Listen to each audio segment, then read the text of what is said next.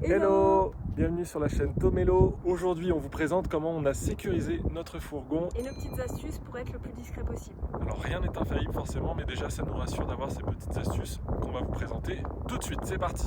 On commence sur l'extérieur du fourgon. On a notre première sécurité qu'on a mise en plus de la sécurité forcément physique du camion.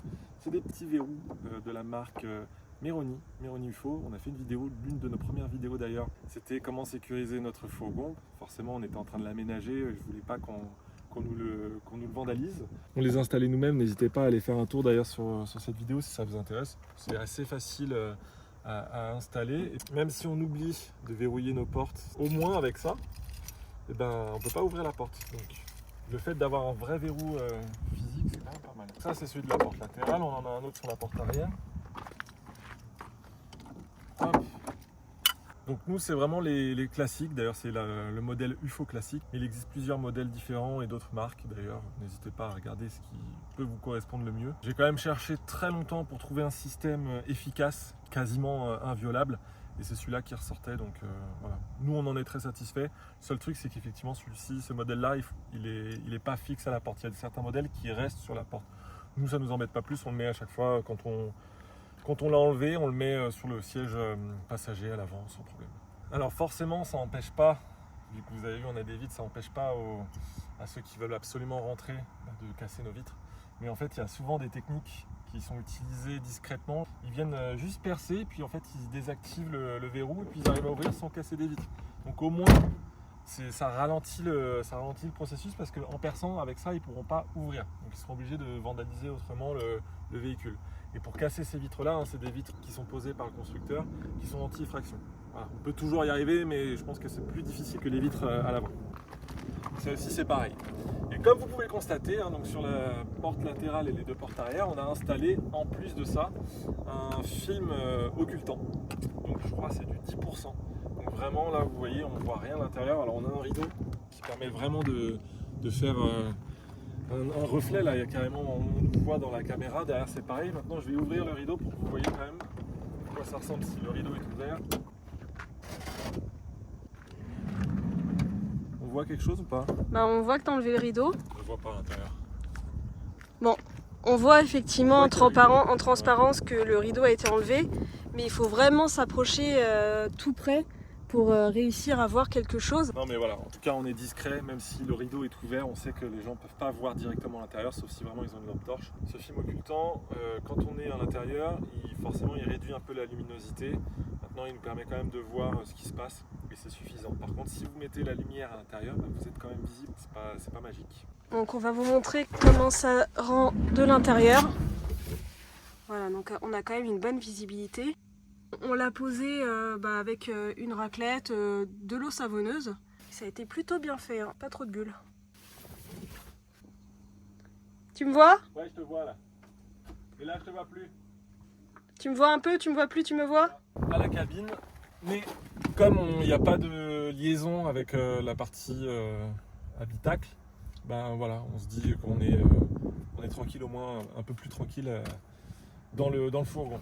Mais quand même, quelque chose pour sécuriser un petit peu, pour nous rassurer, pour pas que quelqu'un nous vole admettons, il arrive à bidouiller et à faire comme dans les films, à se dire ah je vais partir avec le fourgon, bah là je lui bloque le volant avec cette barre. Ça on l'a acheté même avant d'avoir le camion.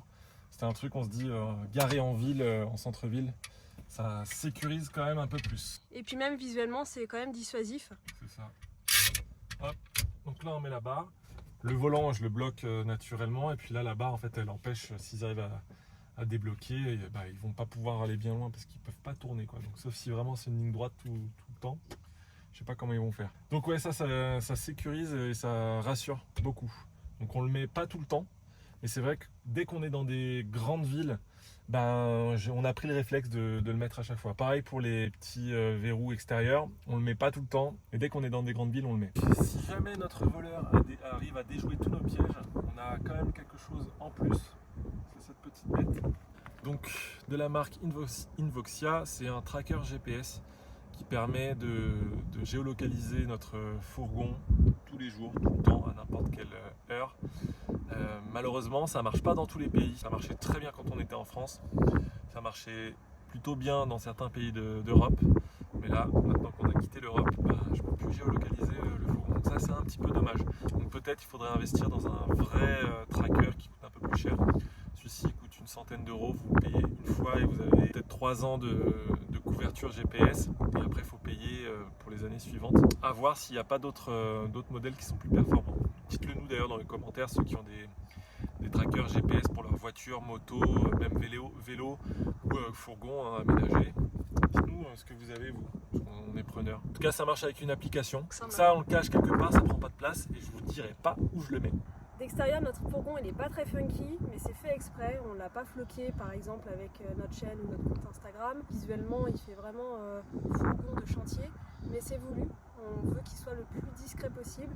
On a gardé la galerie pour mettre le panneau solaire dessus.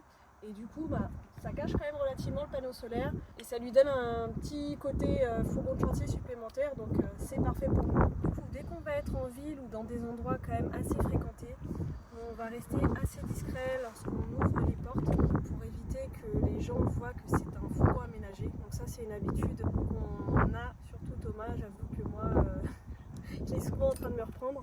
La lumière, on voit. Ouais, parce que j'ai ouvert les portes derrière. Donc voilà, il faut vraiment qu'il y ait la lumière qu'on voit à travers les films. On laisse en règle générale la porte entrouverte, comme ceci, pour avoir un peu d'air quand même qui passe.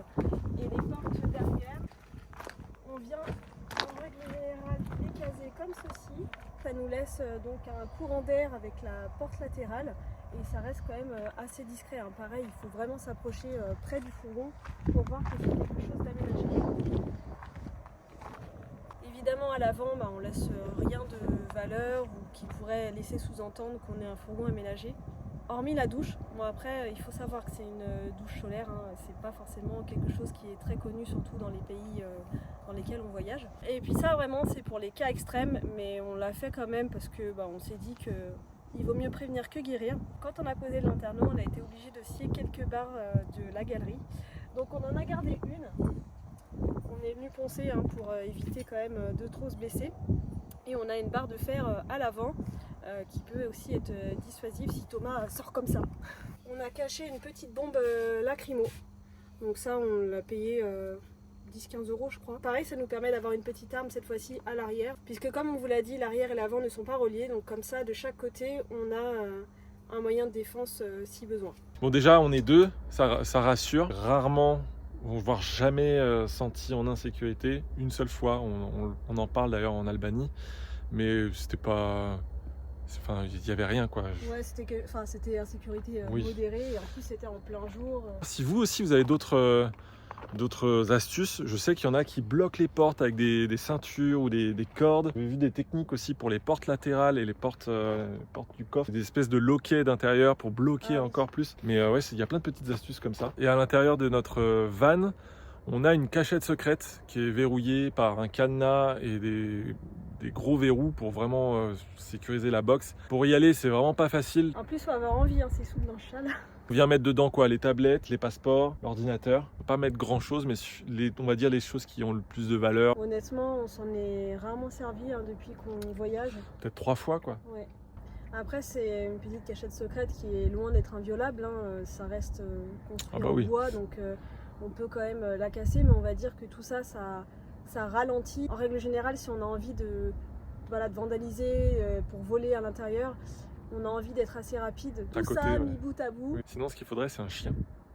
Il y a plein de petits chiens ici. Pas qu'on en récupère. Ils sont trop choux.